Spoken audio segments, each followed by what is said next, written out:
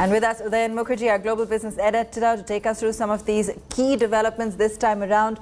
Udayan, the budget being called from under-promising to and ready for over-delivering to guarded to, of course, having excluded a lot of mentions with regards to any play with taxes or for the common people. There are all kinds of views and opinions that are, of course, coming in.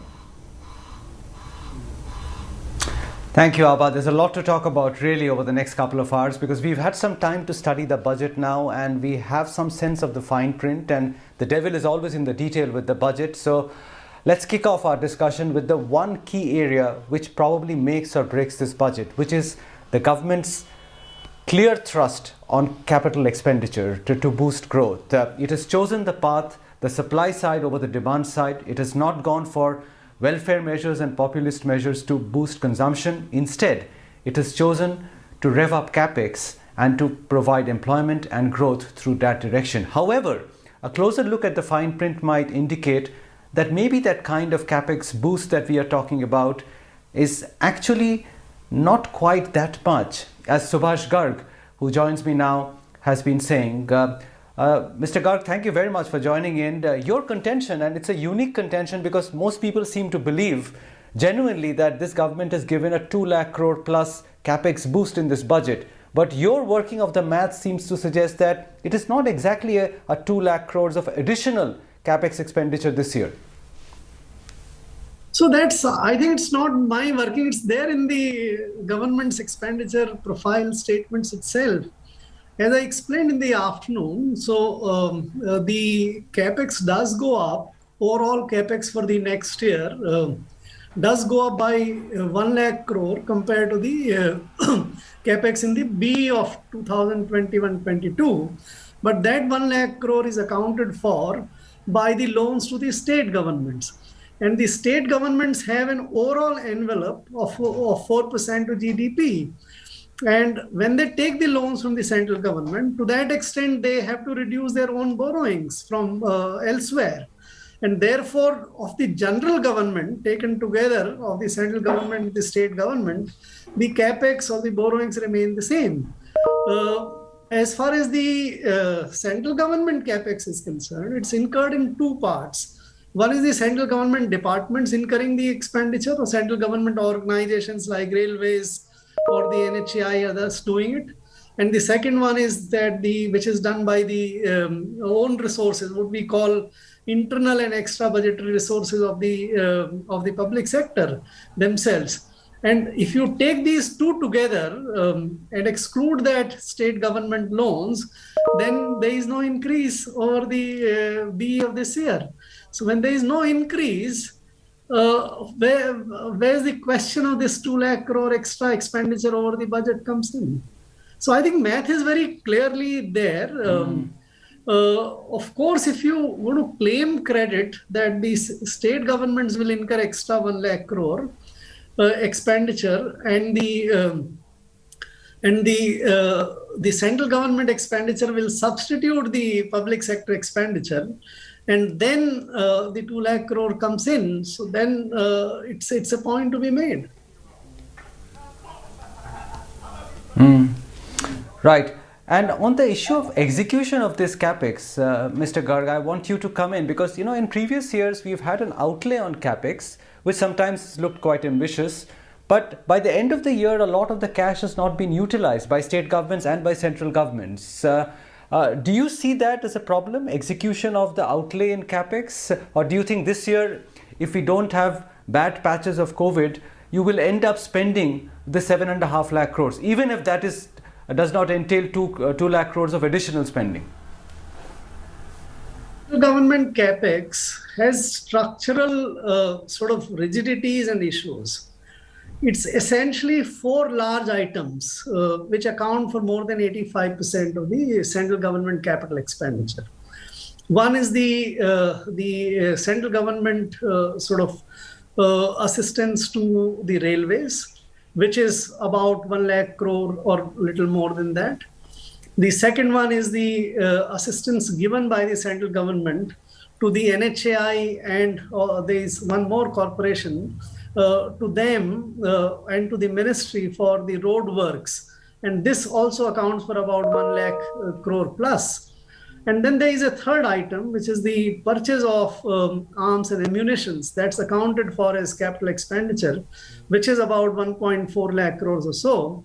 And last big head is in the urban development ministry, where for the metros and for the housing projects, you have about 40 to 50,000 crore. This together makes up about 4 lakh crores of the 5 odd lakh crores of the capex. In the current year, the government had kept about 45,000 crores as unallocated capex in the Department of Economic Affairs.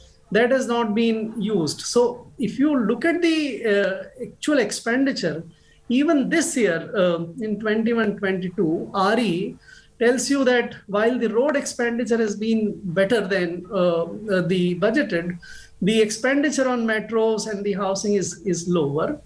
And the DA allocation of that 45,000 crore is gone.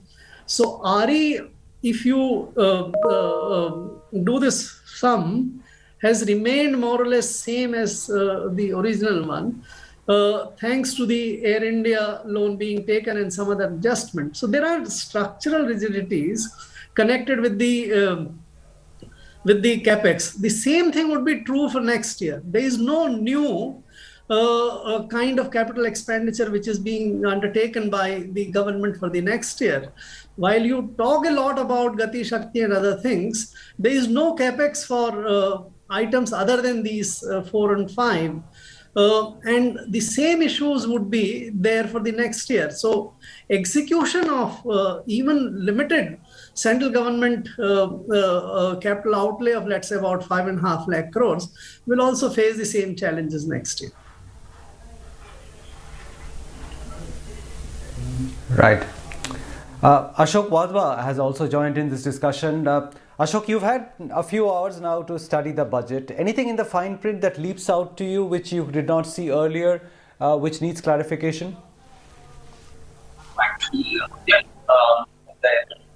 fine print, there are a lot of provisions to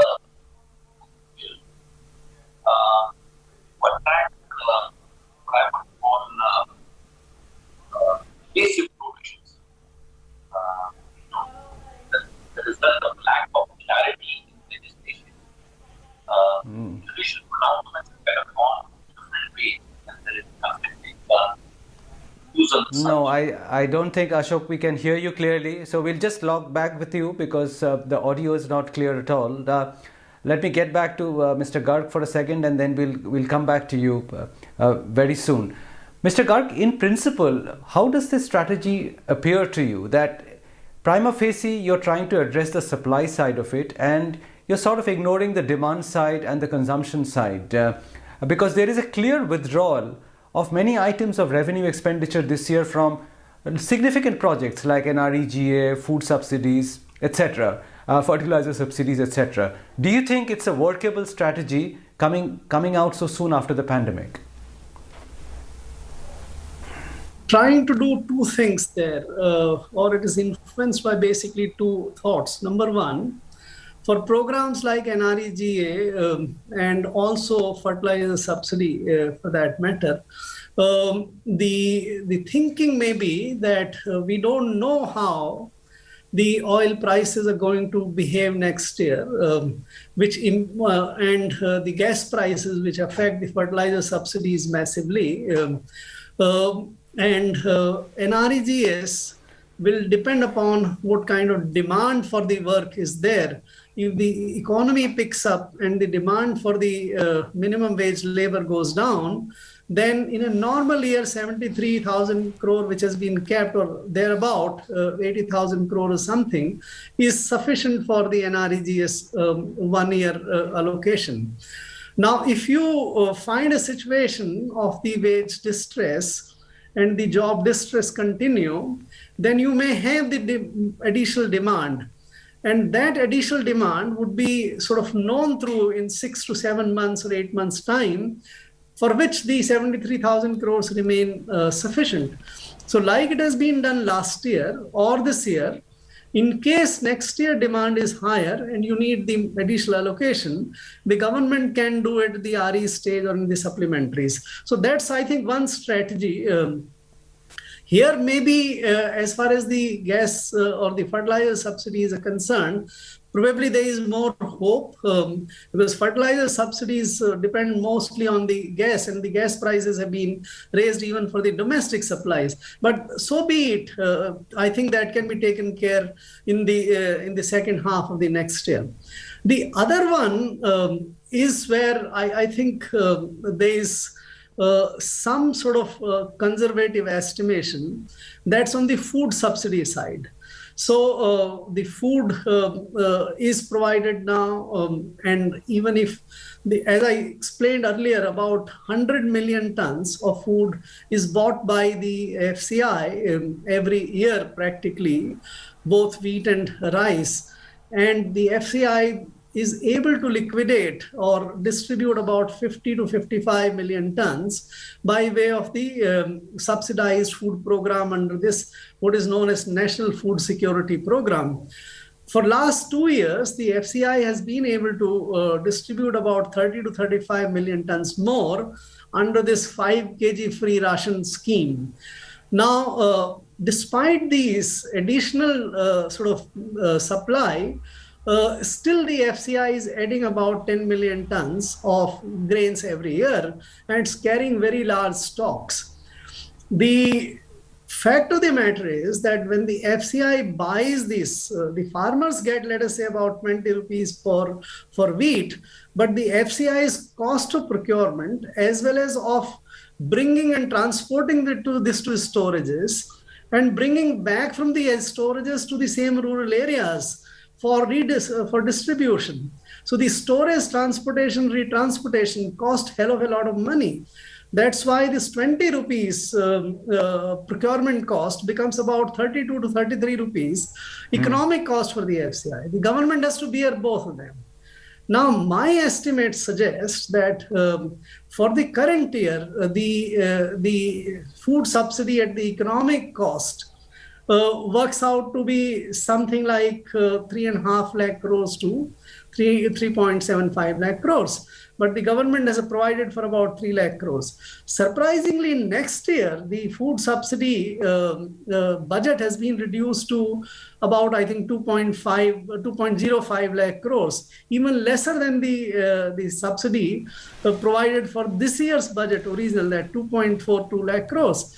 So I suspect that there is a gross underestimation in the food subsidy, and that would probably have to be taken care. Now, if we believe that there would be a revenue buoyancy, and that can take care of the food subsidies and other requirements next year, like it has done this year, probably the government's math will still work out. But at this moment, this is grossly underestimated.